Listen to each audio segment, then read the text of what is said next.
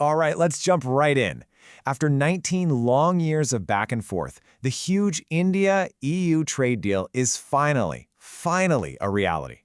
And you bet people are talking about it. Officials are calling this the mother of all deals. Basically, a total game changer. And you can see why, right? It opens up a market of almost 450 million high-income consumers. So the big question is, what does this deal actually mean for India? Yeah, 19 years is a long time to wait. But now that the deal is here, we're going to break down what it actually means for your job, your wallet, and your future. Okay, so let's get to the good stuff. Who are the big winners here? Well, the answer is pretty clear. It's India's major job-creating export sectors. We're talking about everyone from textile makers to techies. To really get this, imagine trying to run a race with one hand tied behind your back. That's basically what Indian textile exporters have been dealing with. They were getting hit with a punishing 12% tariff just to sell their stuff in Europe, while their competitors from places like Bangladesh or Vietnam, they paid nothing. Well, with this deal, bam, that tariff drops to zero. Just like that, it completely levels the playing field. And the impact could be massive. I mean, industry leaders are saying this could potentially double Indian exports in just this one sector. And hey, this isn't just about textiles. We're seeing this zero-duty access roll out for other huge labor-intensive sectors too. Think leather goods, footwear, gems, and jewelry. This is a massive, massive boost for Indian manufacturing and the millions of people who work in it. Now, this deal isn't just about physical goods. One of the biggest, and I mean biggest, breakthroughs is for our professionals. India secured something called Mode 4 access, which, is just a fancy way of saying it's now a whole lot easier for Indian nurses, IT specialists, and engineers to go work on projects in the EU. Less red tape, fewer visa headaches. It's a huge win. Okay, so what about you, the consumer? What does this mean for your wallet? Well, get ready for some pretty significant price drops. We're talking about things like high-end European cars. Think about a tariff of around 110% dropping way down. Same goes for European wine and scotch. Those super high-end goods are about to become a lot more accessible. Okay, but let's be real. No trade deal is a one-way street, right? A good deal is always about smart compromises. And this one is a perfect example of that. It wasn't just about what India gained, it's also about what India protected. You see, to get a deal like this done, both sides come to the table with what they call red lines. These are the absolute non-negotiables, the areas they have to protect no matter what to safeguard their most sensitive industries, like farmers, for example. And this right here, this is the core of the whole trade-off. It's super strategic.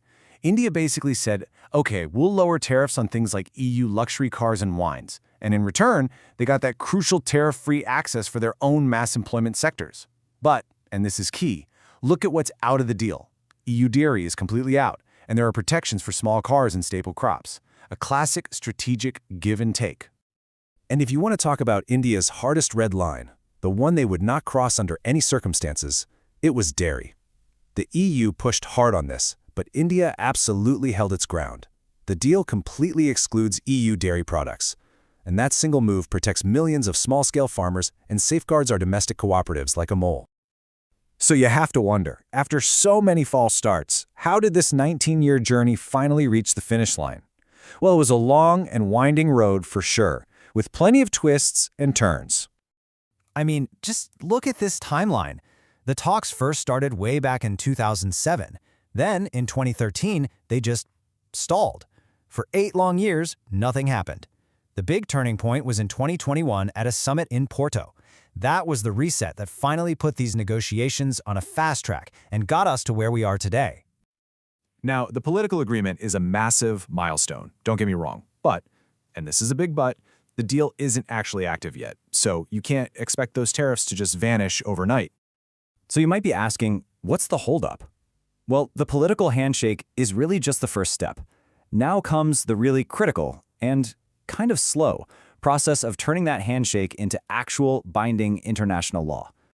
Here's what has to happen next. Over the next 12 to 18 months or so, you're going to have lawyers doing what's called a legal scrubbing of the text, basically checking every comma. Then there's a formal signing ceremony, and after all that, it faces its biggest hurdle, a big vote in the European Parliament. And that really highlights a key difference in how this gets done. For India, the path is pretty straightforward. It's a simple cabinet approval. But for the EU, it's a much more complicated journey. The deal has to get approval from both the EU Council and the Parliament. And you know, even once the deal is fully active, it's not like all the challenges disappear. Indian businesses are going to face some new hurdles. Things like the EU's new green tax, you might hear it called CBAM, and strict rules of origin, where they have to prove their goods were actually made in India to get those zero-duty benefits. So let's just sum it all up. When you look at the whole picture, this deal is a really strategic win. It gives a massive boost to Indian exports, especially in job-creating sectors like textiles and our professionals. At the same time, it gives consumers here cheaper access to some European luxury goods. And, crucially, it does all this without giving away the farm, so to speak, protecting our most vulnerable sectors. So, yeah, the 19-year marathon to just sign the deal is finally over. But here's the thing to really take away from all this. For Indian businesses, the real race, that's just beginning.